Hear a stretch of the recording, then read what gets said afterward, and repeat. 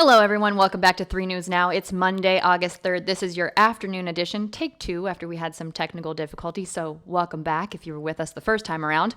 Here's what we're going to break down for you from WKYC.com and the WKYC app, so you're all filled in on what you need to know here in Northeast Ohio. 3 News has learned first that there is a fundraiser happening on Thursday at BRATENAHL'S for President Donald Trump and what they're going to do there in order to keep people safe or try to keep people safe from COVID-19. We'll let you know what we know about that. Also, how President Donald Trump and former Vice President Joe Biden are doing in the polls based on a new poll here in Ohio. Then we've got the new COVID-19 numbers out for you from the Ohio Department of Health. We'll let you know about Odell Beckham Jr.'s concerns when it comes to the 2020 NFL season and how you can get your face, at least, inside the stadium for Cleveland baseball coming up here in a couple of weeks, and let you know how Destination Cleveland is helping people rediscover CLE.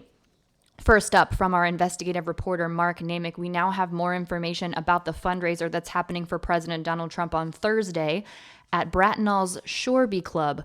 We have learned that everyone present at that fundraiser will have to get a rapid COVID-19 test. That means all staff and all guests will have to have a rapid COVID-19 test before entering that event on Thursday, August 6th. This was revealed to members in a newsletter on Sunday from the club. Now, rapid COVID-19 testing is not widely available, but the White House has been using these tests regularly to screen people who are close to the president. That includes the press.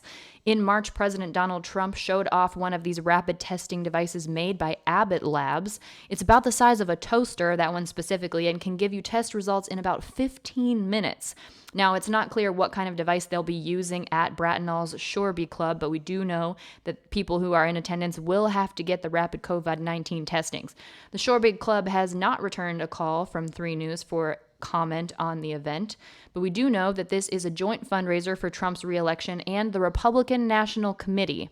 What we don't know is who is paying for these rapid COVID-19 tests, but it's not cheap to get into the event. By the way, tickets to this event cost a minimum of $5,600, and if guests pay $100,000, they are expected to have exclusive access to the president and other GOP officials. If you want to know what RNC officials and what Ohio business leaders will be at the event, including the business leaders who are hosting the event, you can check out that list on WKYC.com and in our WKYC app. There is a new poll out that shows how Biden and Trump are performing here in Ohio, and it shows that Biden leads Trump by 4 points here in Ohio. This is based on a poll that was conducted online between June 24th and July 15th. It was a survey of just over 1,000 registered voters in Ohio, and it shows that Biden is leading Trump 46 to 42%, according to this poll. The margin of error on the poll is plus or minus 3 percentage points. The poll was commissioned by Your Voice Ohio's Election 2020 project, and that was done jointly by the Center for Marketing and Opinion Research in Akron and the Ray C. Bliss Institute of Applied Politics at the University of Akron. The poll also said that supporters of Biden identified coronavirus as their top concern, and that supporters of Trump identified the economy as their top concern. Now, to give you some context about these polling numbers, right now, according to this poll, Biden is leading Trump 46 to 42%.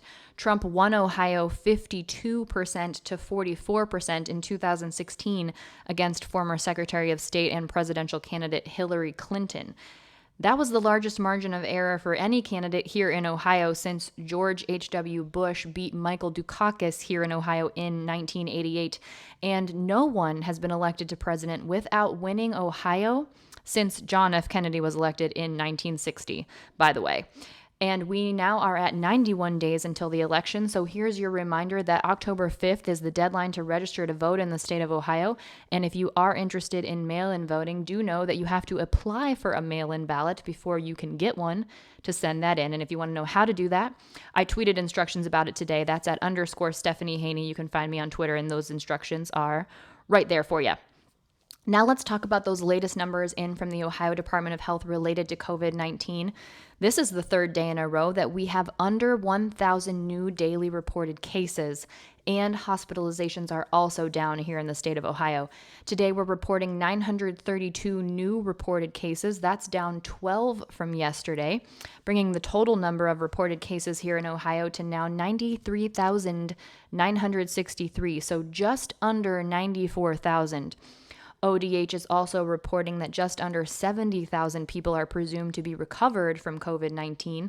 That's about 74%. So that means about 26% of the known COVID-19 cases are active at this time based on those Ohio Department of Health numbers. Now, we look at the testing positivity rate. That's something we're seeing different states use for inclusion on their travel advisory lists, including here in Ohio. Our threshold for being on the travel advisory list that recommends a quarantine if you come to Ohio is 15%. Well, our positivity rate today is 5.6%. So slightly up from yesterday, still above the World Health Organization's 5% recommended threshold. And our 7-day average is 5.6%. This means that for all the COVID-19 testing that we're doing in Ohio, both the 7-day average and the rate for today is 5.6% of those tests are coming back positive. In the last 24 hours, we've reported 10 new COVID-19 deaths, bringing the total number of deaths here in Ohio to 3,539.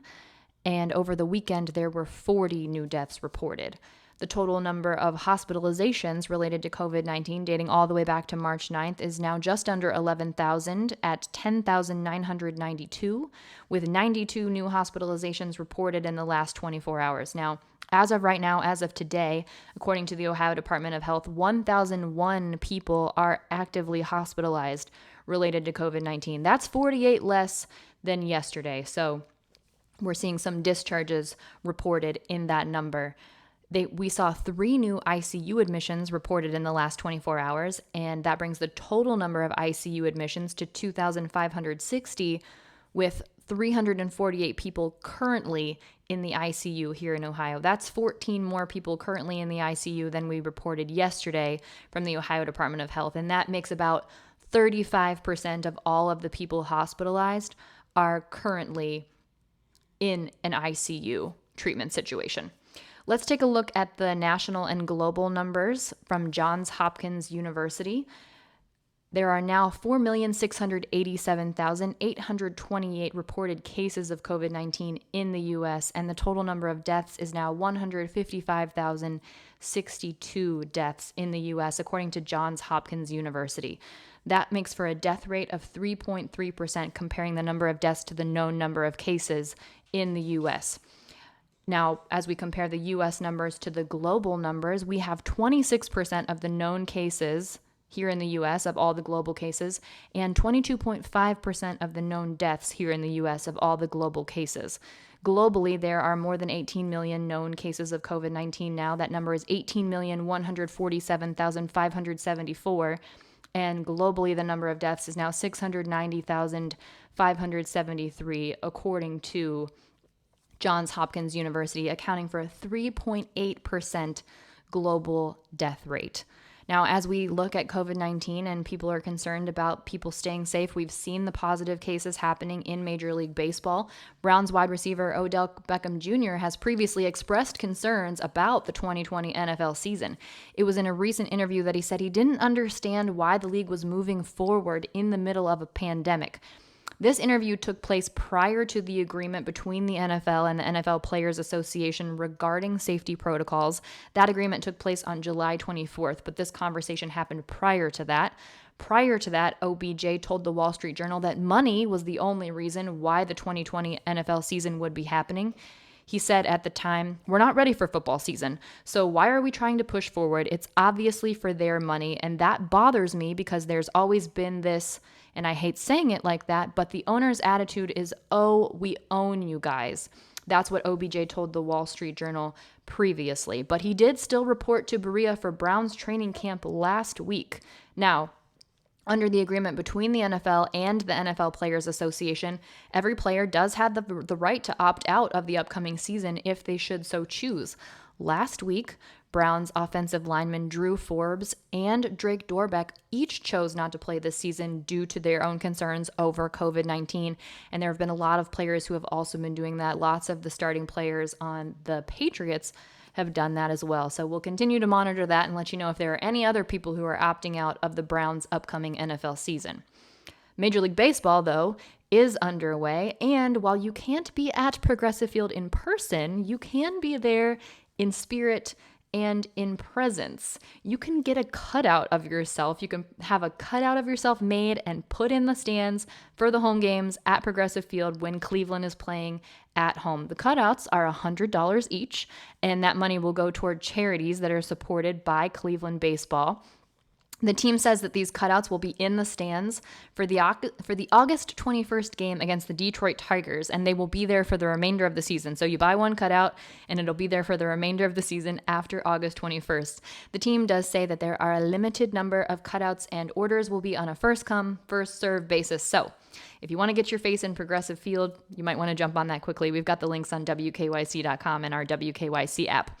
And finally, Destination Cleveland is launching a new initiative in order to help people rediscover Cleveland and promote local attractions and businesses. It's called Rediscover CLE. This is the second phase of Destination Cleveland's attempt to help people reopen within Northeast Ohio responsibly in the middle of this COVID-19 pandemic. Destination Cleveland has now, in order to help that out, they have a 20-page resident guide.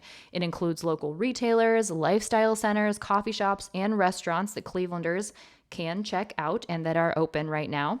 They're also launching new passport themes. So if you remember, Destination Cleveland had a brewery passport, but now they'll also have passports that are themed around urban outdoors, iconic sites, things that are free in CLE. Everybody loves free. Also, arts and culture. Now, I mentioned this was phase 2.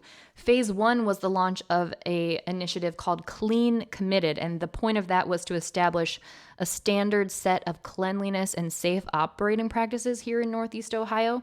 There are nearly 400 places who have signed on to Clean Committed, and they have a guide of all of those places as well on their website for Destination Cleveland right now. That's thisiscleveland.com, and it's also in the Destination Cleveland app, so you can check that out. And we've got the links to everything on WKYC.com. That's it for your 3 News Now afternoon update for Monday, August 3rd. I'll see you next at 5 p.m. on What's New with your trending stories in Clicking in Cleveland. I'll see you back here tomorrow with your 3 News Now early update. Everyone enjoy the rest of your afternoon. I'm Stephanie Haney.